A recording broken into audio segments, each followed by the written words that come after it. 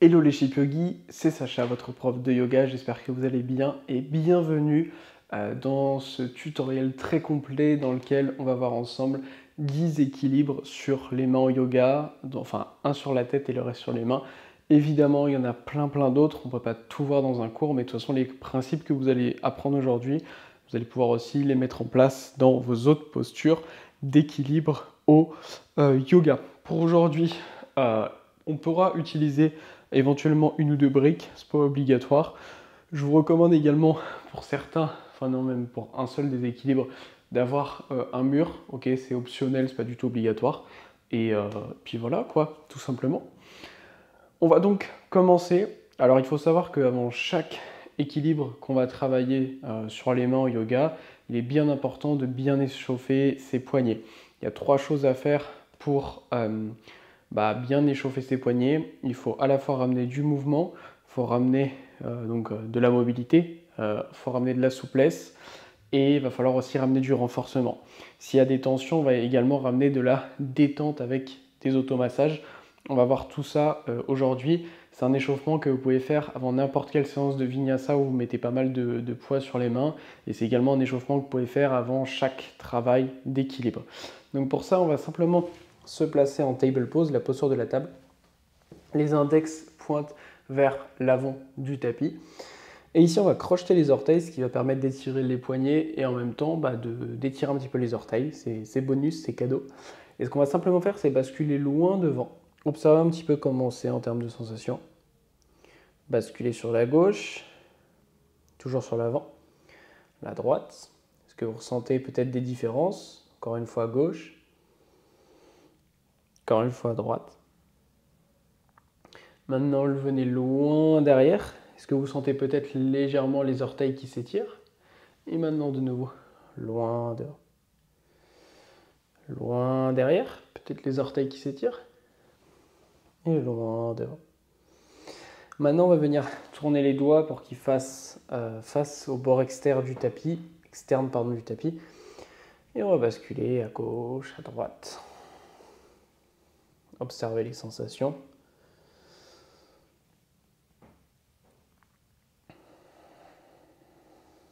Là, on est en train de ramener de la mobilité, un petit peu de souplesse lorsqu'on reste un peu plus sur un côté, puis un peu plus sur un autre.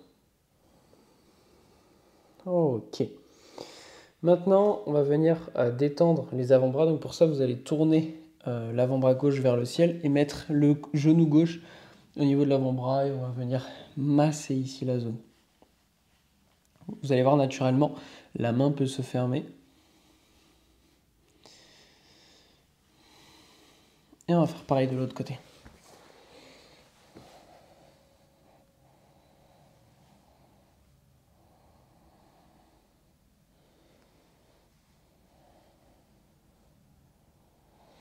Et on relâche. Ramener un petit peu de mouvement. On va faire la dernière chose qu'on n'a pas encore faite pour l'échauffement des poignets qui va être de ramener un petit peu de renforcement. Il va y avoir 2 niveaux possibles. Premier niveau, on va simplement décoller les paumes et les redescendre. Simplement décoller la paume et redescendre. Deuxième niveau, on décolle la paume, puis on vient jusque sur le bout des doigts. On redépose les doigts et la paume. Les pouces peuvent être décollés tout le long. À vous de choisir votre niveau. On est encore là pour 10, 9, 8, 7, 6, 5, 4, 3, 2, 1. Et on relâche. Évidemment, si vous avez besoin de plus de temps pour réchauffer vos poignets, prenez tout le temps nécessaire. Alors, on va enchaîner. Je me suis pris une petite note à côté pour être sûr d'oublier aucun équilibre sur ce que je voulais voir avec vous aujourd'hui. On va donc commencer avec Bakasana. Donc, il y a Bakasana, il existe également Kakasana. C'est 2 variations légèrement différentes du même équilibre, tout simplement. La première qu'on va voir aujourd'hui, Bakasana, c'est une variation qui est plus facile une fois que vous maîtrisez bien l'équilibre. Mais au début, Kakasana, celle qu'on verra ensuite, peut paraître plus simple que Bakasana. Ça dépend vraiment de chacun, c'est un petit peu du pile ou face. Environ une personne sur deux, c'est plus facile Bakasana, une personne sur deux, c'est plus facile Kakasana. Donc je vais rapidement vous montrer l'équilibre et ensuite on va voir step by step comment y arriver. Donc Bakasana, à quoi ça ressemble? Ça ressemble tout simplement à ça. On a les genoux qui viennent se poser et les pieds qui décollent. Voilà notre Bakasana. Alors, on va voir comment y aller pas à pas. Pour certains, cet équilibre va être super simple à improviser dès le premier coup. Pour d'autres, c'est un équilibre qui va être plus compliqué, qui peut mettre un petit peu plus de temps, comme finalement beaucoup d'équilibres, sauf les plus avancés qui, eux, c'est assez rare que ça soit très très rapide en termes comment on dit? Je ne sais plus comment dire en français, d'apprendre, je veux dire, de directement pouvoir réussir son équilibre. Donc, il y a plusieurs choses à prendre en compte ici. Il va y avoir la technique, comme pour tous les équilibres, il y a la technique, il y a le renforcement dont on va avoir besoin, il va y avoir aussi peut-être une notion de peur. On peut avoir une certaine notion de peur dans la posture du corbeau, parce qu'on peut avoir peur de tomber vers l'avant. Maintenant, déjà pour vous rassurer, ici vous êtes très très proche du sol, donc même si vous tombez, il ne se passera pas grand chose. Et dans Bakasana comme dans Kakasana, en fait, quand on vient ici, si je tombe hop, vers l'avant, en fait, je peux même, c'est vraiment difficile, faut y aller vraiment pour se faire mal, quoi. Moi, de vraiment jeter ma tête par terre, peu de chances que je me fasse mal. Donc, comme on l'a vu dans cet équilibre, j'avais mes genoux qui étaient en repos au niveau de mes coudes. Alors, il y a plusieurs options. On peut vraiment venir au niveau plus des triceps, enfin presque de l'aisselle. On peut venir plus vers les triceps, plus vers les coudes. Ce que je vous recommande, c'est d'apprendre directement la variation avec les genoux qui sont au niveau des coudes. C'est plus difficile, mais par contre, une fois que vous maîtrisez bien ça, déjà ça sera plus simple une fois que vous le maîtrisez, parce que les genoux sont vraiment au repos après, et ça vous permettra d'amener des transitions plus avancées, comme par exemple le corbeau à une jambe. Donc dans Bakasana à une jambe, en fait, une fois qu'on est reposé, on vient décoller et tombe derrière, et ici, ça me permet d'avoir une variation plus avancée. Donc je recommande direct d'apprendre au niveau des coudes, même si c'est plus difficile. Moi j'ai commencé pendant longtemps en pratiquant que au niveau des triceps, et du coup chaque fois il faut que je me repositionne bien, parce que naturellement j'ai envie de me mettre au niveau des triceps, alors qu'en fait il faut aller chercher plutôt au niveau des coudes. Ce que je vous propose, c'est qu'on essaye une fois ensemble. Si vous avez peur de tomber vers l'avant, vous pouvez mettre un coussin, ok? Vous pouvez chercher un coussin. On essaye une fois ensemble, et après, en fonction de comment ça s'est passé pour vous, je vous dirai les différentes possibilités, et je vous dirai ensuite ce qu'on va faire. Donc, essayez de placer vos mains.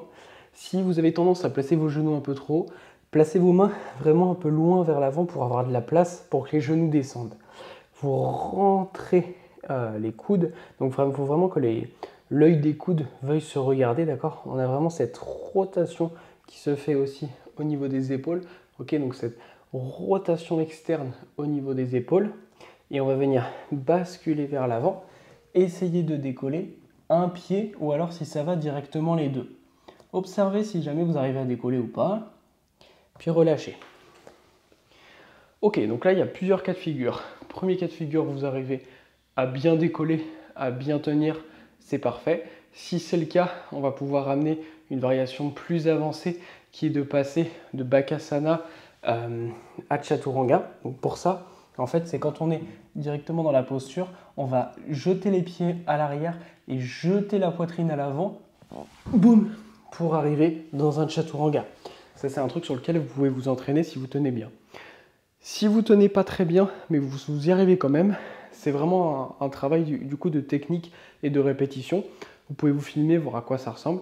Et sinon, vous pouvez tout simplement vous entraîner encore et encore à rentrer dans la posture pour rester de plus en plus longtemps dedans. Maintenant, si ça a vraiment du mal à décoller, que ça ressemble un petit peu à ça, on va voir les étapes ensemble, step by step. Ce que je vous invite à faire, c'est de pourquoi pas prendre une ou deux briques et de venir les placer sous les pieds. Si vous n'avez pas de briques, vous pouvez prendre un dictionnaire, et sinon vous pouvez faire sans, c'est pas grave, c'est juste ça facilite un petit peu le décollage. On place les pieds sous les briques, Non, les briques sous les pieds. On va placer nos mains, ok. De nouveau, on cherche cette rotation pour être bien fixe ici. Et vous allez basculer vers l'avant sans décoller les pieds. Une fois que vous êtes ici, essayez d'observer est-ce que vous êtes un peu trop haut, trop bas, puis rebasculer vers l'arrière. De nouveau, on va venir basculer vers l'avant et on va juste décoller le pied droit pour 5, 4, 3, 2, 1. On redépose. On va les faire pareil avec le pied gauche. On décolle pour 5, 4, 3, 2, 1. On redépose. Relâchez quelques instants. N'hésitez pas à détendre au niveau de vos poignets. Un truc qui peut arriver parfois aussi, c'est le fait de ne pas repousser le sol. Et c'est ça qui vous amène aussi à vous laisser tomber. Il est important de toujours bien repousser le sol. Donc quand vous venez dans l'équilibre, en fait, il ne faut pas vous regarder derrière vos mains, vous laisser tomber. Il faut vraiment ici repousser toujours le sol. Si vous ne repoussez pas le sol, bah forcément, vous allez aller vers le bas. Donc on cherche toujours à bien repousser le sol. C'est un point important. Ici, si vous sentez que c'est encore pas très simple pour vous, bah, c'est l'étape sur laquelle vous devez travailler actuellement. Décoller juste un pied, puis l'autre, et essayer de tenir le plus longtemps possible de chaque côté. Une fois que ça va commencer à aller, vous allez pouvoir retirer vos briques. On va refaire la même chose sans briques. Donc on place les mains, on vient vers l'avant, on décolle un pied et on reste un petit peu. Puis on redépose. Ensuite, on viendra faire pareil avec l'autre. Puis on redépose. Et une fois que vous commencez à être à l'aise avec ça, c'est là qu'on va pouvoir chercher à venir décoller les deux pieds. Au début, on reste juste un instant et au fur et à mesure, une fois que ça va, on va pouvoir tenir de plus en plus longtemps dans notre posture du corbeau. Et voilà, c'était notre tuto là pour la posture du corbeau.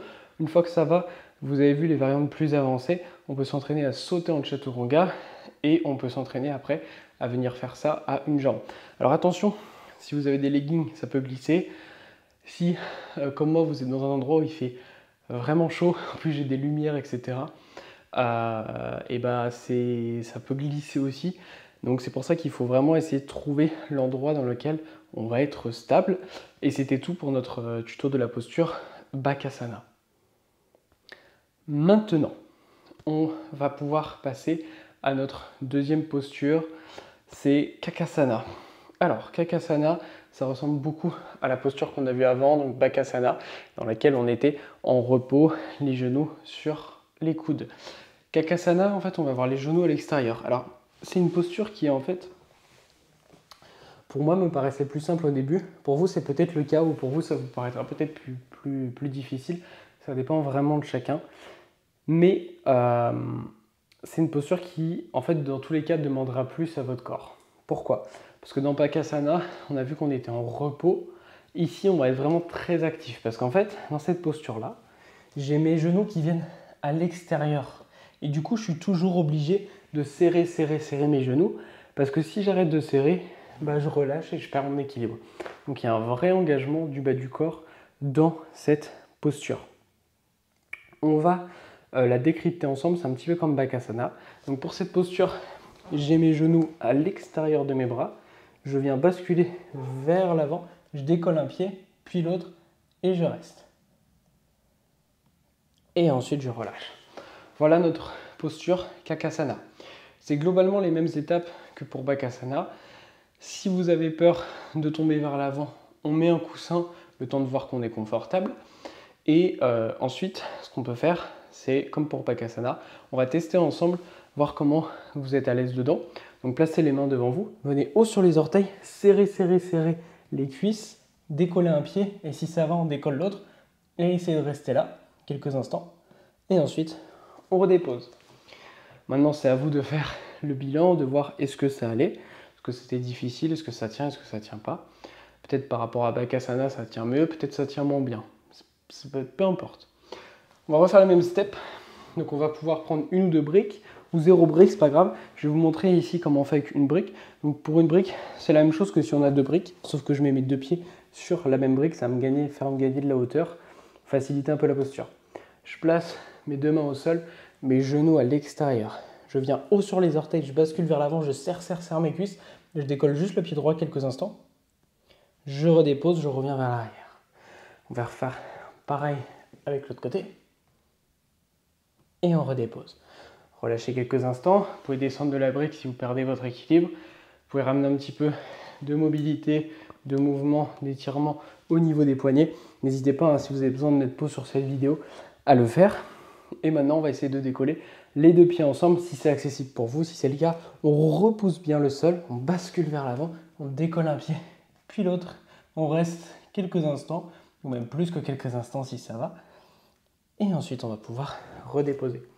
Yes, on va pouvoir mettre la brique de côté. Donc là, ça nous a permis de voir les différentes étapes de progression dans Kakasana. Donc pour chaque équilibre, c'est globalement la même chose. C'est-à-dire que vous voyez les différentes étapes et vous travaillez l'étape sur laquelle vous galérez actuellement. Et ensuite, vous passez à l'étape prochaine.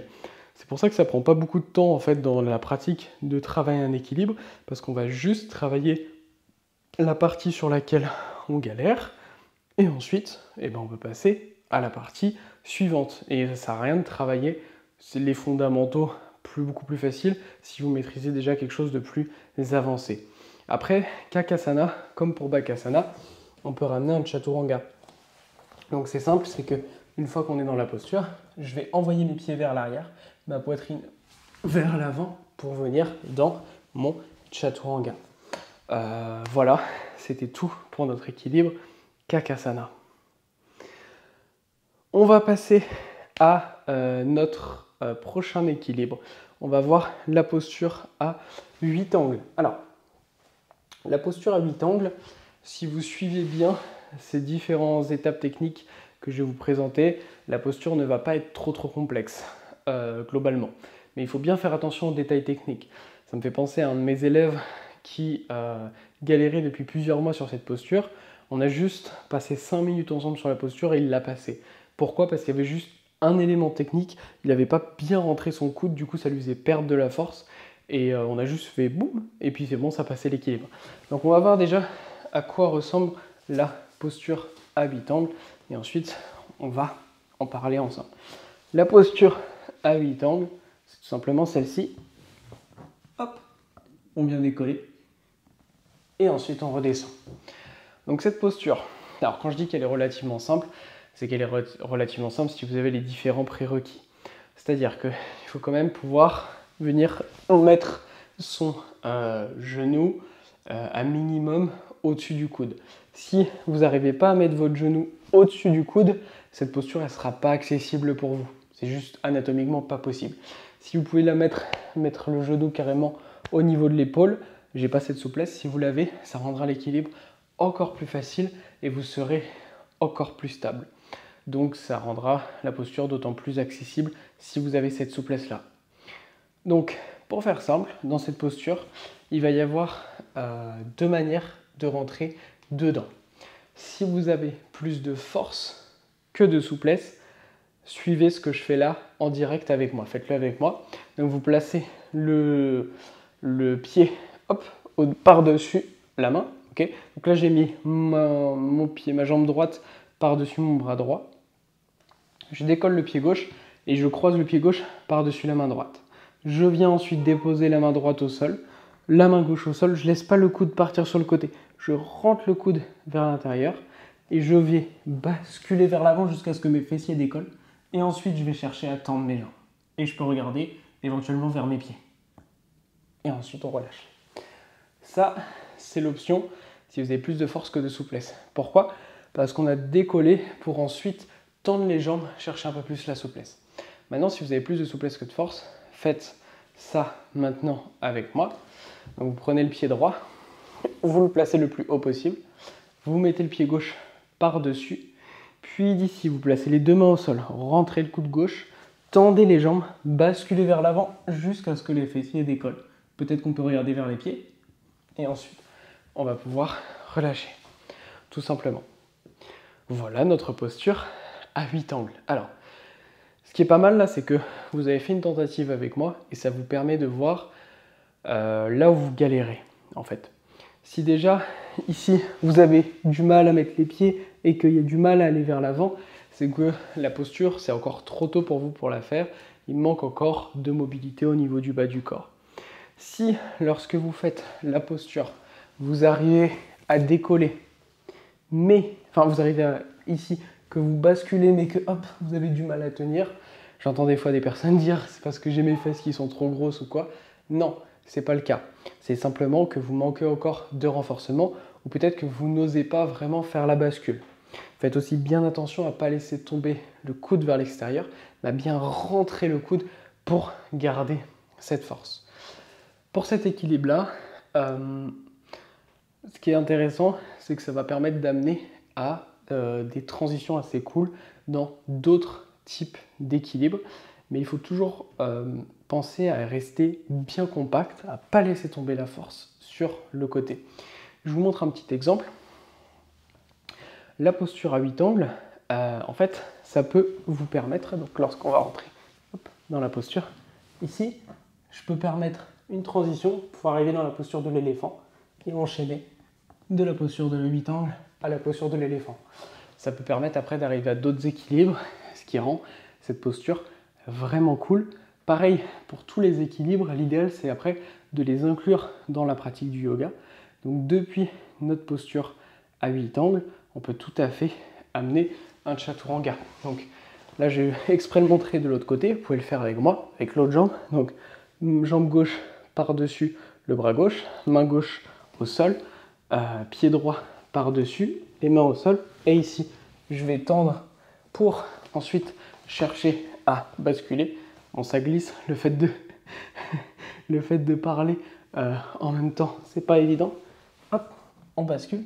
Et ici, pour venir en chaturanga, l'idée, ça va être de venir retirer un pied et de le jeter après en arrière pour aller dans chaturanga. Alors, je me demande si vous me verrez pas mieux si je me mets dans ce sens. On va voir. Ici, hop, que je fasse pas de bêtises. Ouais. L'idée ici pour venir en chaturanga, ça va être de ramener le pied, hop, et de venir à l'arrière dans le chaturanga. Bon, on voit que je pratique pas trop cette transition, une petite galère pour y arriver, mais c'est pas très grave, ça montre juste que je peux continuer à m'entraîner, à la pratiquer, mais bref, vous avez compris le concept pour passer en chaturanga depuis la posture à 8 angles. Vous savez maintenant où vous galérez, vous avez juste à travailler les différents steps pour y arriver. On va voir la posture Funky 8 Angle. Donc en fait, c'est la posture funky de la posture à 8 angles. Donc ça ressemble grandement à la posture à 8 angles, sauf que toutes les postures dites funky, c'est des postures sur lesquelles, au lieu d'être sur les deux mains en équilibre, on va être sur un avant-bras et une main. Mais sinon, ça reste le même type de posture. Si vous n'avez pas encore la posture à 8 angles, vous pouvez essayer cette posture Funky 8 Angle parce qu'elle sera plus simple en fait en termes d'équilibre. Maintenant, je recommande toujours de maîtriser la posture de base avant d'aller chercher la posture funky. Donc, comment ça marche? C'est le même départ que pour la posture à 8 angles. Donc, je vous propose je vous la montre et après on va faire ensemble. Donc, pour cette posture, ça va être relativement simple ici. Enfin, simple, ça dépend évidemment de chacun. Je veux dire, en termes d'équilibre, ça demande peu d'équilibre. Maintenant, ça demande une certaine mobilité de base, parce que si on n'a pas cette mobilité, cette souplesse, on ne pourra pas y arriver. Ça demande un petit peu de renforcement, mais pas beaucoup. On va essayer de le faire ensemble. Donc pour ça, vous allez attraper votre pied droit. Vous allez mettre le pied, le pied le plus haut possible, enfin le genou plutôt le plus haut possible, le genou droit sur le bras droit. Ensuite, on va venir croiser le pied gauche par-dessus. On va faire comme un nœud un petit peu avec nos pieds, on va bien serrer. On va venir poser la main droite au sol. D'ici, on va venir déposer l'avant-bras gauche. On va basculer vers l'avant, tendre les jambes et arriver dans la posture. Et ensuite, on peut relâcher. Voilà la posture Funky 8 Angle. Donc, ici, c'est assez simple de voir où est-ce que vous galérez, où est-ce que vous devez travailler. Si déjà vous avez du mal à mettre votre genou au-dessus du coude, qu'il a du mal et que vous êtes plus en bas ici, il y aura beaucoup de difficultés. C'est quasiment impossible de réussir la posture. Il faut vraiment aller chercher plus haut. Si vous pouvez même aller déposer au-dessus de l'épaule, au niveau d'au-dessus de l'épaule, ça rendra la posture encore plus simple. C'est le premier point. Maintenant, si vous arrivez à poser votre genou et que par contre, quand vous basculez après vers l'avant, ici ça ne veut pas. J'en vois des gens comme ça qui pensent que du coup, ils ont des trop grosses fesses, c'est pas ça le problème. Ici, si vous galérez à venir basculer vers l'avant, la première chose, c'est peut-être que vous n'osez pas vraiment faire la bascule. Vous avez peut-être peur de tomber. Et si vous n'arrivez pas à basculer, c'est que vous devez mettre un peu plus d'élan. Okay, il faut mettre un petit peu plus de punch. Parce que de toute façon, si vous n'avez pas assez de renforcement, ici, si je manque de renforcement, de toute façon, boum, je vais retomber. Mais je suis tellement bas qu'il ne va rien m'arriver. Donc l'idée, ça va être de mettre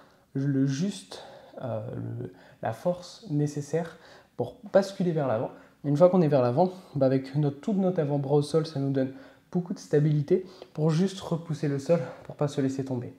Évidemment, je vous invite à tester cette posture des deux côtés pour voir aussi laquelle est la plus simple. Et idéalement, on travaille toujours les deux côtés d'un équilibre.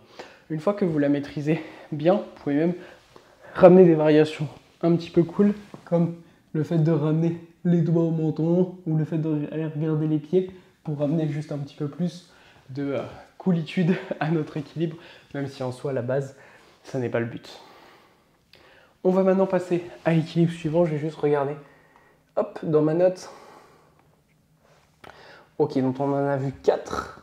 On a vu Bakasana, Kakasana, la posture à 8 angles, la posture funky à 8 angles. On va maintenant voir l'Olasana. Donc l'Olasana, c'est un équilibre au yoga qui ne demande pas beaucoup d'équilibre, mais par contre qui va demander soit pas mal de force, soit un petit peu de force et d'être très léger. Parce qu'on va soulever notre poids du corps, enfin pas tout notre corps, mais on va soulever une bonne partie de charge de notre corps, ce qui fait que plus vous êtes léger, plus c'est facile. Plus vous êtes lourd, même si vous avez du muscle, plus ce sera difficile. Donc l'équilibre, à quoi il ressemble? Il ressemble à ça. Ok, je vous montre. Donc, vous voyez qu'en termes d'équilibre, pas grand chose, il suffit juste de se pousser. Ce qui va pêcher, ce qui va nous faire redescendre, c'est surtout la force. C'est pour ça qu'on va utiliser des briques pour cet équilibre. Donc je vous recommande de prendre... on va commencer sans briques et après on va les prendre. Je vais vous montrer déjà un exercice préparatoire à l'Olasana. Je vous le montre une fois et après on va le faire 5 fois ensemble. Donc cet exercice préparatoire, il consiste à placer les mains. Alors le placement des mains, il est relativement important. Ça va dépendre de chacun. Pour certains, avoir les mains plus ou moins au niveau des genoux, ça va être plus simple. Pour d'autres, les avoir un peu plus à l'arrière, ça va être plus simple. Vraiment, ça dépend de chacun, parce que ça dépend de la proportion de vos bras, de la proportion de vos jambes en fait. C'est pas une question de préférence, c'est vraiment une question de proportion. Donc ça va être à vous de tester. L'exercice préparatoire, ça va être de basculer vers l'avant, décoller les fessiers, puis décoller les genoux, serrer à la poitrine, redéposer les genoux, redéposer les fessiers. On va le faire 5 fois ensemble. Placez les mains au sol, repoussez le sol, basculez vers l'avant, décoller les fessiers, décoller genoux, poitrine, et on redépose, et on redépose. 1, encore vers l'avant, on décolle, on redépose. 2, vers l'avant, on décolle, on redépose. 3, encore 2 fois, vers l'avant, on décolle, on redépose. 4, une dernière, vers l'avant, on décolle, on redépose. Et 5, super. Donc maintenant, première chose à prendre en compte, est-ce que c'était difficile, est-ce que c'était simple? Si déjà ici c'était relativement difficile pour vous, restez à cette étape, pratiquez-la régulièrement jusqu'à ce que ça devienne facile et ensuite vous pourrez revoir ce tutoriel pour passer à l'étape 2. Si ici ça va, on va donc pouvoir passer à notre deuxième étape. On va toujours essayer sans briques pour voir un peu comment c'est pour vous. Si à un moment ça devient trop difficile, de toute façon prenez les briques et vous savez que c'est déjà l'option un peu trop élevée pour vous.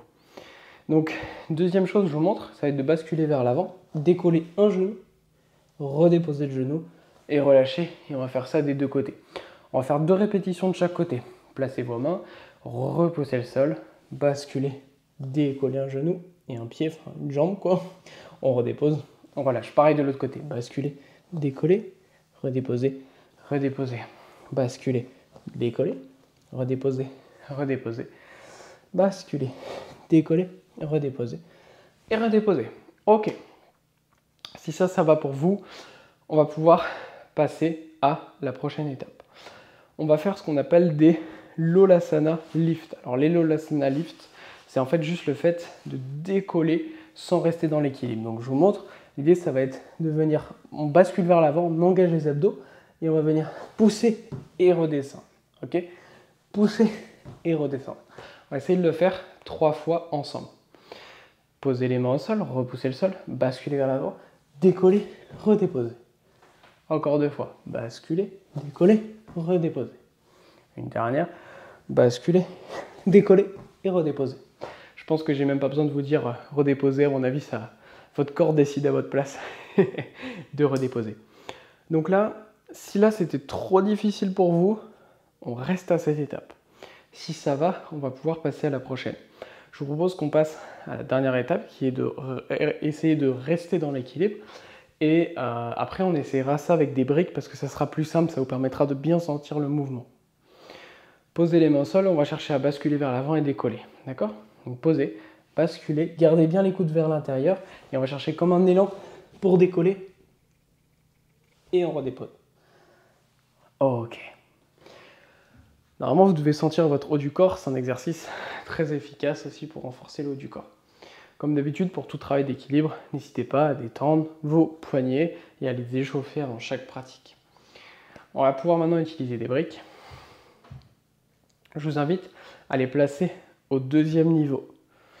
Pas au 3e, enfin vous pouvez, mais ça manque un peu de stabilité. Donc je recommande au 2e. Par contre, si vous avez des briques en mousse, ne faites pas cet exercice. Les briques en mousse, c'est vraiment pas bon pour vos articulations. Pourquoi? Parce que en fait, quand on appuie sur la brique en mousse, le poignet s'enfonce dedans et donc ça abîme le poignet. On va essayer de décoller ici en Lolasana complet. Allez-y, restez quelques instants et redescendez. Vous allez voir que c'est beaucoup plus facile. Voilà, donc c'était notre dernière étape de décoller. Et si jamais vous galériez aux étapes précédentes, vous pouvez aussi décoller un genou quelques instants, puis l'autre, ça rendra plus simple. Une fois que vous pouvez tenir quelques secondes ici, vous pouvez placer les briques au niveau le plus bas, faire la même chose. Et une fois qu'avec les briques au niveau le plus bas, ça va, et ben c'est là qu'on va pouvoir placer les mains au sol et décoller. Voilà, vous avez vu toutes les étapes nécessaires pour aller travailler l'Olasana. Alors ce qui est important avec l'Olasana, c'est que vu que c'est un équilibre qui demande beaucoup de force, ou alors d'être très léger, ça peut prendre vraiment du temps de passer d'une étape à l'autre, parce qu'il n'y a pas beaucoup de technique. C'est vraiment avant tout un travail où on repousse le sol, ça demande pas mal de force. Pour celles et ceux qui croient que les handstands, c'est compliqué, en termes de force, c'est beaucoup plus facile de faire un handstand que de faire un Lolasana, si ça peut vous rassurer.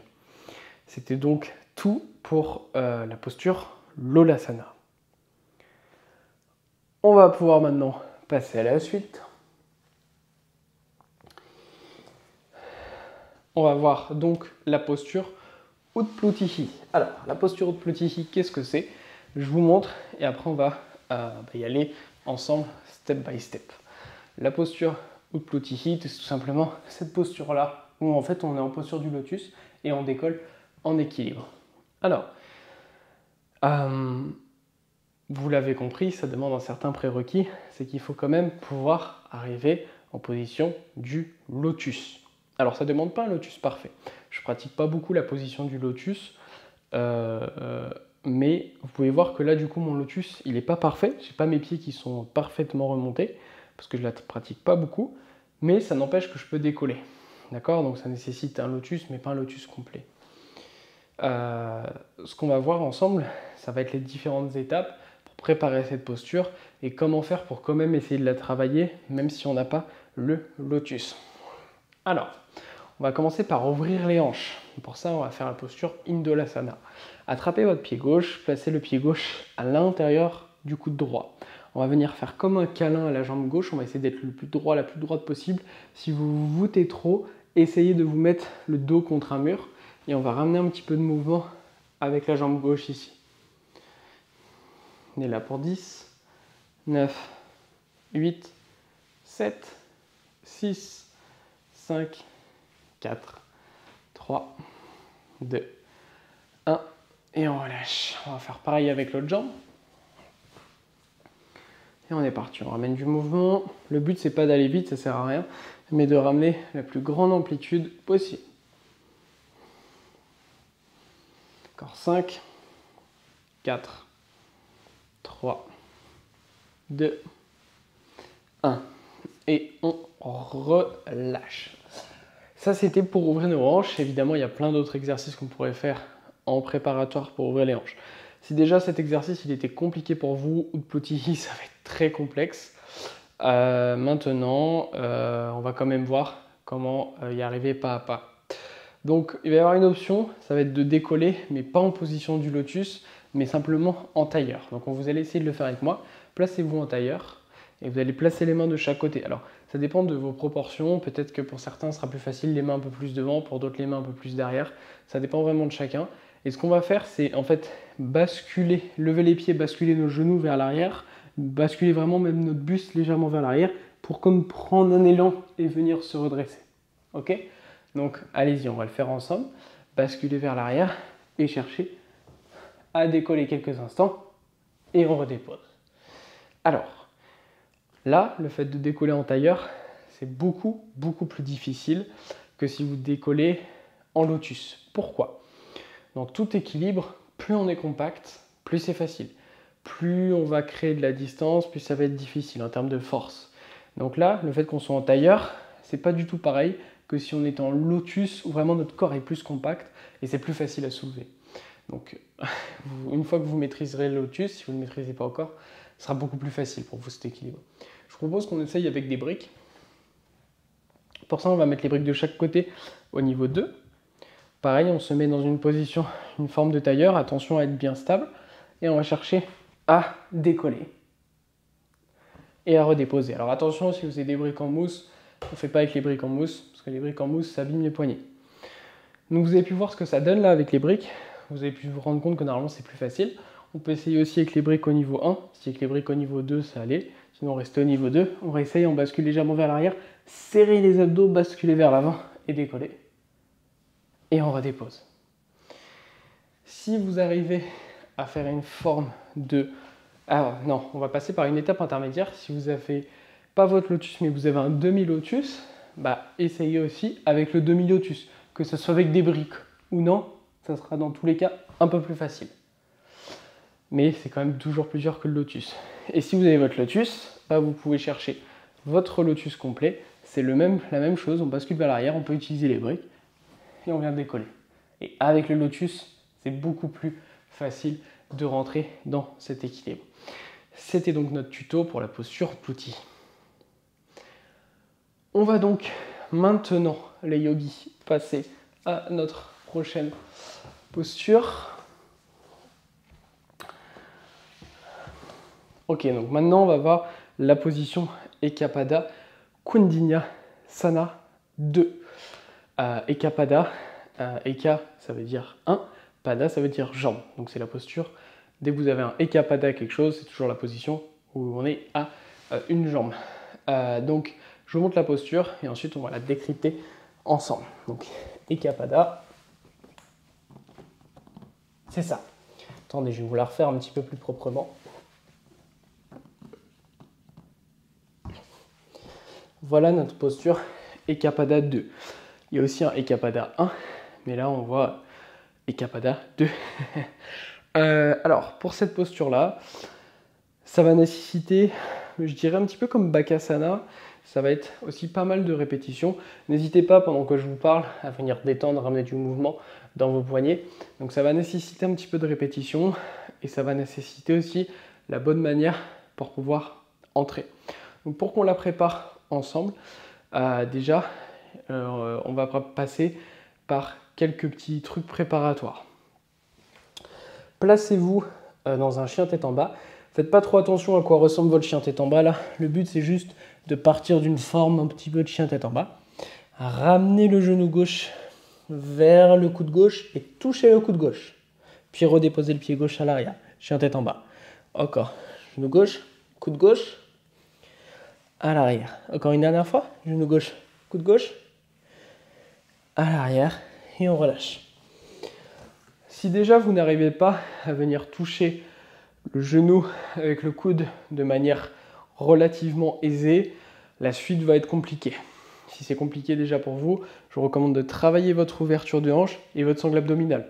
Si vous avez une sangle abdominale qui est bien renforcée, c'est qu'il faut surtout travailler votre ouverture de hanche. Si ça va, on va pouvoir passer à la prochaine étape. Je vous la montre une fois et ensuite on va la faire 3 fois ensemble. Donc on partira pareil une forme de chien tête en bas et on viendra ramener le genou au niveau du coude, mais ensuite on va venir décoller ici le pied sur le côté. Et ensuite on reviendra chien tête en bas. Ok, donc on va le faire ensemble, rejoignez-moi en chien tête en bas. Ramenez le genou gauche au coude, puis venez ouvrir. Et derrière. Encore, genou gauche au coude, on ouvre. Et derrière. Genou gauche au coude, on ouvre. Et derrière. Et on relâche. Ok, ça c'était notre deuxième étape. Maintenant, il ne nous manque plus que 2 éléments.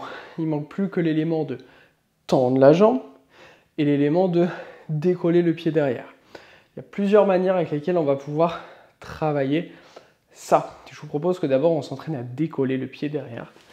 On peut commencer avec une brique. Placez une brique à peu près à la moitié au milieu de votre tapis. Partez d'un chien tête en bas un peu large avec les pieds de chaque côté de la brique. D'ici, mettez le pied droit sur la brique. Décollez le pied gauche, ramenez le genou vers l'avant, on ouvre et d'ici avec le pied qui est à l'arrière, en basculant vers l'avant, essayez de comme se propulser un petit peu du sol. Ok, relâchez. Essayez d'observer déjà comment ça s'est passé pour vous. Est-ce que c'était difficile? Est-ce que c'était aisé? Et on va maintenant pouvoir chercher à faire la même chose, mais en venant tendre la jambe de ce qui est possible pour nous sur le côté, évidemment, en fonction de votre souplesse. Ce qu'on cherche avant tout là, c'est commencer à trouver une forme d'équilibre. C'est pas grave si votre jambe n'est pas du tout complètement tendue, c'est pas tant l'objectif. Donc on repart de notre forme de chien tête en bas large, le pied au niveau de la brique, on décolle le pied gauche et on vient vers l'avant, on cherche à tendre la jambe et décoller le pied droit en basculant vers l'avant. Et relâcher. Ok, le but c'est vraiment de décoller juste un instant, se propulser un petit peu. Au niveau du haut du corps, ce qui est important c'est qu'on ne cherche pas à se laisser tomber. En fait on cherche, en allant vers l'avant, à avoir une forme un petit peu presque de chaturanga. C'est presque comme si vraiment d'avoir un chaturanga quand on vient vers l'avant. On va rester la même chose. Cette fois-ci, on va essayer de faire sans briques pour venir dans la posture complète. Là, on fait tout d'un côté pour le tuto, mais après, évidemment, travailler des deux côtés. Il y aura toujours un côté qui sera un petit peu plus simple pour vous. Je vais changer d'axe sur le tapis pour vous montrer de l'autre côté. Si c'était difficile avec ce côté-là, vous pouvez direct essayer une tentative de l'autre côté, sinon restez là où vous étiez. Donc, si on part avec l'autre côté, enfin ou le même, peu importe, pour rentrer dans la posture complète, on va essayer ensemble. On part d'une forme de chien tête en bas, on décolle le pied droit, on vient vers l'avant, on cherche à tendre, à basculer le poids du corps vers l'avant, décoller le pied arrière, et on relâche. Alors, quelque chose qui est important, ça va être le regard. Parce que on a tendance dans cette posture, je vois beaucoup de gens, lorsqu'ils vont décoller le pied, ils vont regarder vers le pied. Mais regardez ce qui se passe. Si quand je décolle, je regarde vers le pied, j'ai mon épaule qui tombe. Donc on va perdre la stabilité. Gardez le regard devant vous. Une fois que vous serez à l'aise dans cette posture, que vous pouvez rester, allez, au moins 5-6 secondes tranquille, sans être au bout de votre vie, on va pouvoir tenter notre transition après pour aller en chaturanga. Je vous montre. On part de notre équilibre. On décolle le pied haut et chaturanga. Et après, on peut enchaîner avec notre vinyasa. Donc pour ça, l'équilibre, c'est vraiment de la pratique, cette transition. C'est je vais lever un peu plus mon pied en arrière et boum, envoyer ma jambe avant vers l'arrière tout en continuant d'envoyer mes épaules vers l'avant, ce qui va me permettre d'arriver en chaturanga. Voilà pour notre tuto sur la posture Ekapada Kundinasana 2.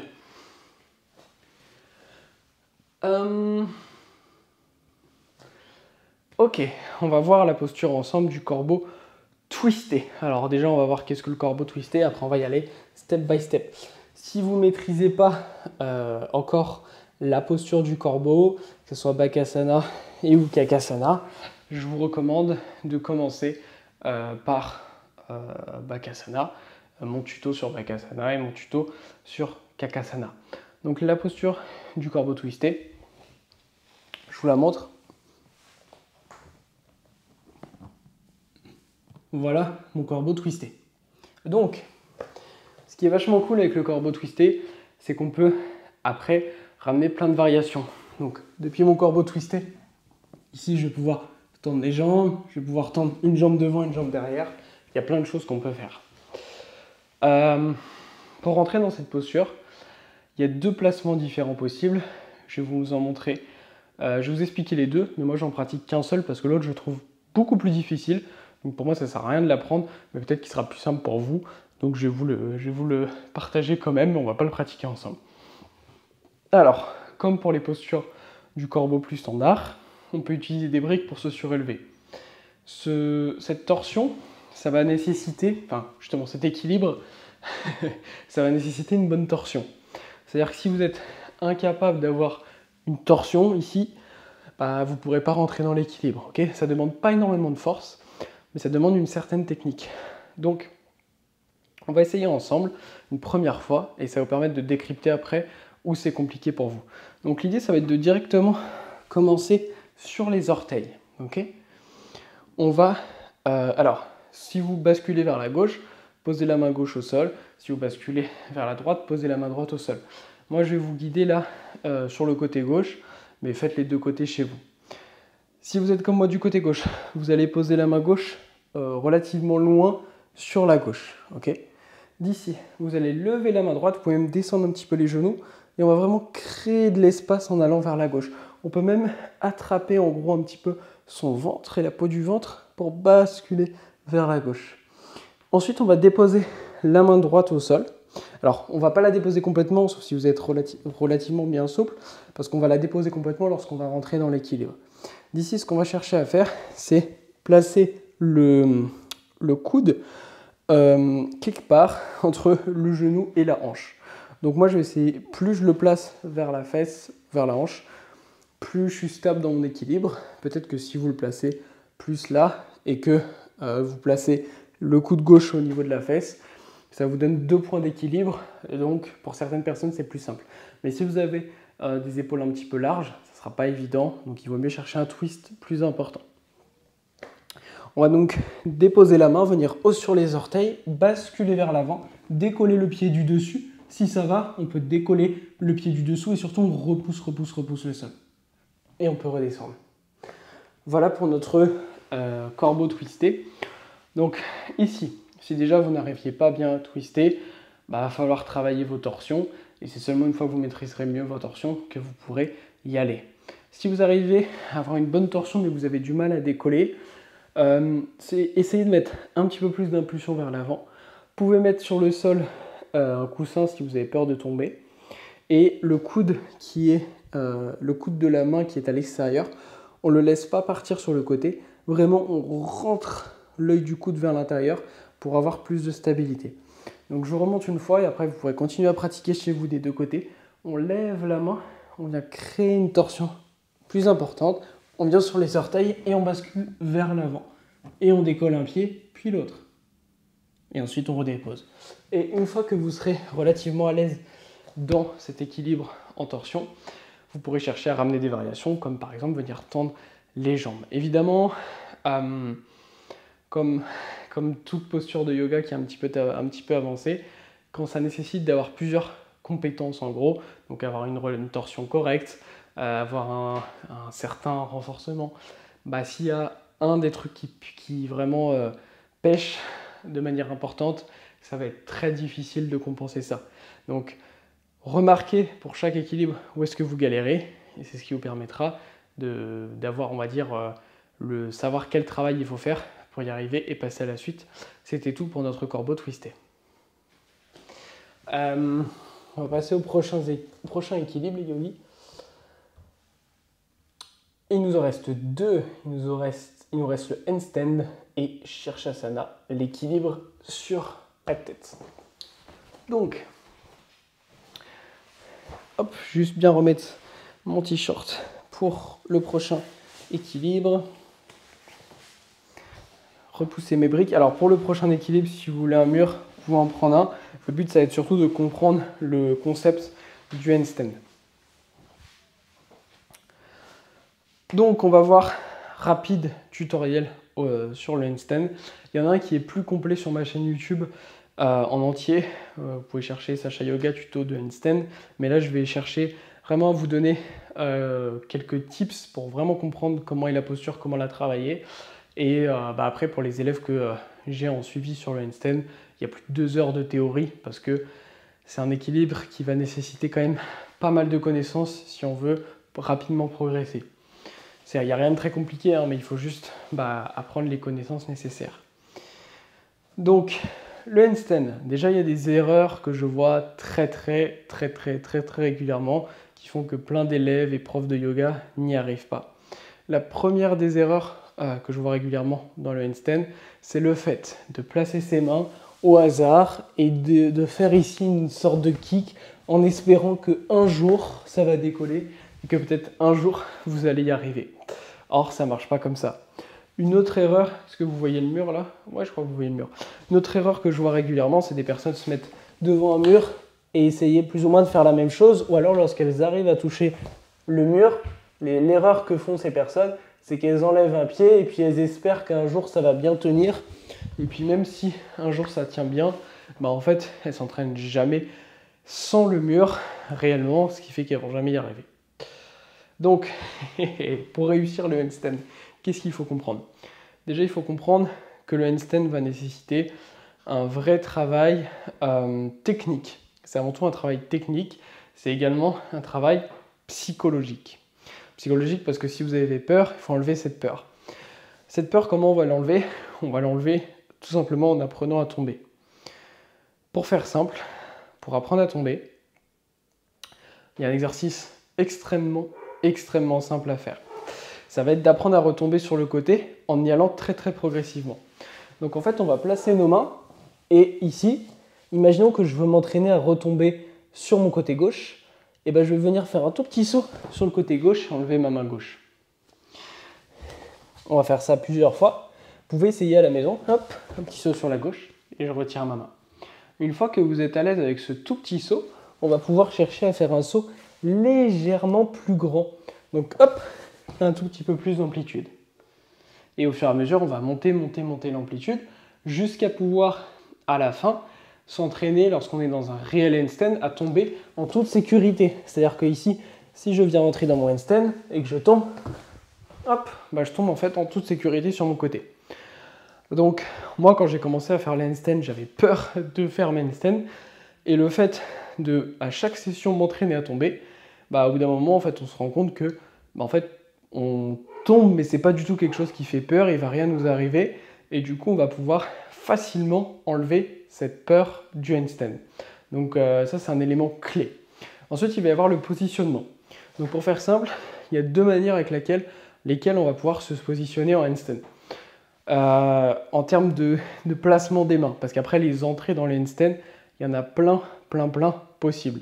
Mais en termes de placement, soit on apprend direct la plus difficile entre guillemets, mais qui sera la plus simple une fois que vous maîtrisez bien le handstand, soit vous en apprenez une qui sera plus simple maintenant, mais en fait à long terme, je vous recommande quand même la première option. Donc la première option, c'est quoi? C'est de commencer avec les épaules en fait, qui sont presque directement au-dessus des poignets, ce qui fait que vous allez avoir du coup besoin de plus de force au niveau des épaules et moins de champ d'équilibre possible. Donc ça va nécessiter plus de force et un meilleur équilibre. Mais une fois que vous maîtrisez celle-là, ça vous permettra de rentrer relativement facilement dans votre handstand et de demander moins de force à votre corps lorsque vous rentrez dans votre handstand parce que ce sera devenu vraiment très très très efficient. L'autre option, ça va être la plus simple au début, mais je vous recommande de commencer direct par la première, c'est de se donner plus de champ d'élan. Parce que ce qui se passe dans un handstand, c'est que plus on va se donner d'élan, plus aussi on va pouvoir facilement lancer les jambes, etc. Donc au lieu de partir avec les épaules au-dessus des poignets, ça va être de partir plus loin derrière. Et en fait, j'exagère, mais j'accompagne le mouvement avec mon dos pendant que je lance ma jambe. L'erreur, par contre, pour les gens qui font ça, c'est là, je vois plein de personnes qui viennent ici se casser à moitié le dos et qui décollent jamais parce qu'elles n'accompagnent pas le mouvement avec le dos. Or, si on veut rentrer dans le handstand et que on veut quand même chercher au bout d'un moment à être relativement droit, on va justement avoir besoin que le dos accompagne le mouvement. Et ça, ça va nous permettre de créer de l'espace pour accompagner le mouvement. Ok, donc on va dire que c'est un autre moyen de rentrer dans son handstand, les amis. Voilà, en termes de rentrée. Donc on a vu au niveau de la peur, apprendre à tomber. On a vu les deux manières, on va dire, avec lesquelles on peut se placer. Comment on va utiliser le mur? Le mur, on peut l'utiliser en kickant dos au mur, ce que je ne recommande pas trop, mais d'un autre côté, si vous avez très très peur de faire des handstands, ce qui était mon cas au début, ça va quand même vous entraîner à avoir la tête en bas. Par contre, le mieux, c'est de ne pas envoyer dos au mur, mais de faire de ce qu'on appelle du chest to wall. C'est-à-dire qu'on vient se placer avec la poitrine face au mur. Et ici, une fois qu'on est à l'aise, on va pouvoir rapprocher les mains de plus en plus du mur. Parce que ici, ça va vous ramener plus vers un vrai handstand. Parce qu'il n'y a pas de mur devant vous. Et ça peut même vous entraîner du coup, hop, à retomber ensuite de la même manière de laquelle vous tombez dans un handstand. Donc ça va être les différentes choses à pratiquer. Et après, il y a plein d'entrées possibles dans le handstand. Donc il y a des entrées, on va dire, classiques et des entrées après qui vont être plus en force avec ce qu'on appelle les handstand press. Donc là, si vous avez besoin de regarder ce tuto pour apprendre le handstand, on va déjà se contenter des basiques. Donc en termes de basiques, si vous avez vraiment envie de rapidement pouvoir tenir une forme d'équilibre, vous pouvez commencer avec le simple L handstand. Ça va être le handstand le plus facile à tenir en termes d'équilibre. Donc en fait, au lieu d'avoir les jambes qui vont être ensemble, on va former une sorte de L. Voilà, une forme de L avec les jambes, ce qui va permettre d'avoir un champ d'équilibre plus large. Donc en gardant une jambe en l'air et l'autre derrière. Ici, ça va permettre d'avoir un champ d'équilibre plus large. Donc par contre, vous avez remarqué ma jambe qui est derrière, elle reste tendue. Ok, on n'est pas en train de bouger dans tous les sens la jambe. Ça va être le L. Une fois que le L va être relativement stable, vous allez pouvoir travailler les autres entrées. Donc l'entrée en kick, comme on a vu avant. Il va y avoir l'entrée en tuck, hop, on tend. Bon, difficile de parler en même temps. Hop, voilà le tuck.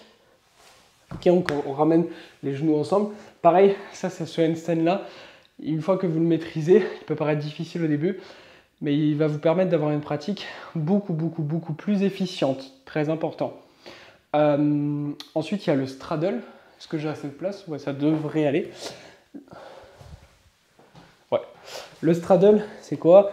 C'est les jambes de chaque côté. Et une fois qu'on est à l'aise, on vient les regrouper en haut. Hop. Et ensuite, on redescend. C'est une autre forme de rentrée en handstand. Il y a ensuite également toutes les montées en force, mais qu'on n'a pas besoin de voir aujourd'hui, parce que déjà, il faut maîtriser le reste. Donc vous avez maintenant tous les éléments clés. Je vous recommande de peut-être revoir cette vidéo en prenant des notes pour bien comprendre ce qu'il faut faire en handstand. Et après, si vous voulez que je vous coach personnellement en handstand, parce que chacun va avoir des difficultés différentes, Pour certains de mes élèves, on va travailler aussi sur le mental pour enlever les peurs. Pour d'autres, il va falloir travailler encore un petit peu plus sur l'ouverture d'épaule, parce que si vous n'avez pas l'ouverture d'épaule nécessaire, dans tous les cas, vous ne pourrez pas tenir dans votre handstand. Bref, il y a plein de choses différentes en fonction de chacun. On va maintenant voir le dernier équilibre de la session. Donc, on va voir un petit tutoriel pour apprendre Shirshasana, l'équilibre sur la tête. Alors, Shirshasana, j'insiste, c'est une posture qui doit être facile. Lorsqu'on la pratique, il y a plusieurs étapes que je vais vous expliquer aujourd'hui, qu'on va voir pas à pas, et il faut maîtriser, très bien maîtriser la première étape pour passer à la deuxième. Il faut très bien maîtriser la deuxième pour passer à la troisième. Vraiment, prenez votre temps, ça ne sert à rien de rusher, on monte en contrôle dans cet équilibre. On va voir ça ensemble. Donc, on va y aller pas à pas. On va commencer ensemble. Donc, vous allez vous mettre sur les genoux. Attrapez ici, touchez les coudes opposés. Vous placez au niveau des genoux. Ouvrir les mains devant vous. D'ici, on va croiser les doigts. Tourner les pouces vers le ciel. Et on va venir mettre le sommet du crâne. Pour ça, on peut prendre un repère. On place le pouce au niveau du troisième œil. Et on tend l'index. Et là où il y a l'index, c'est là où on va venir placer la tête. C'est le point de la tête qu'on va venir placer entre les mains. Je vous montre peut-être si vous voulez une première fois, parce que si vous regardez en même temps, ça risque d'être compliqué. Donc, on vient placer la tête. Ensuite, on vient tendre les jambes. On marche, on marche, on marche. Une fois qu'on est stable ici, qu'on est à l'aise, qu'on n'a pas peur, on peut ramener un pied au niveau de la fesse. Et on s'entraîne. Un pied, puis l'autre. Une fois que ça va, on peut décoller pour ramener les deux pieds. Et une fois que vous êtes capable de rester ici un long moment, et bien seulement à ce moment-là, on va pouvoir chercher à tendre les jambes. Ok? Et ici, on essaie de rester en confort. Et ensuite, on redescend de la même manière avec laquelle on est rentré. Et on n'hésite pas à prendre un moment en posture de l'enfant. Je vous invite à enlever vos bagues quand vous la pratiquez, sinon c'est pas confortable. Surtout si, une fois que vous la maîtrisez, vous restez plusieurs minutes dedans. Vous verrez, c'est relativement confortable avec des bagues. Donc on a vu les différentes étapes. Maîtriser chaque étape avant de passer à la prochaine. Et une fois que vous maîtrisez bien, vous pouvez vous amuser, par exemple, à monter en presse comme moi ici. Donc en presse, ça veut dire en gros qu'on monte avec la force des abdos et des hanches, ce qui fait qu'on skippe les différentes étapes. Mais avant ça, il faut déjà maîtriser les étapes de base. Et pareil, on peut redescendre de la même manière. Ok? Donc rappelez-vous, les jambes, un pied, deux pieds. Une fois qu'on est à l'aise, on vient tendre et on reste dans notre équilibre Shirshasana. Moi, j'avais peur des équilibres. Pour autant, Shirshasana, je ne l'ai pas appris avec un mur devant moi. Je l'ai appris au milieu de la pièce parce qu'on n'est pas censé passer à l'étape supérieure tant qu'on ne maîtrise pas l'étape d'avant. Donc, il n'y a aucune raison de tomber. J'espère que ce tutoriel vous aura plu. Je vous ai donné vraiment pas mal d'éléments à vous de pratiquer maintenant de votre côté.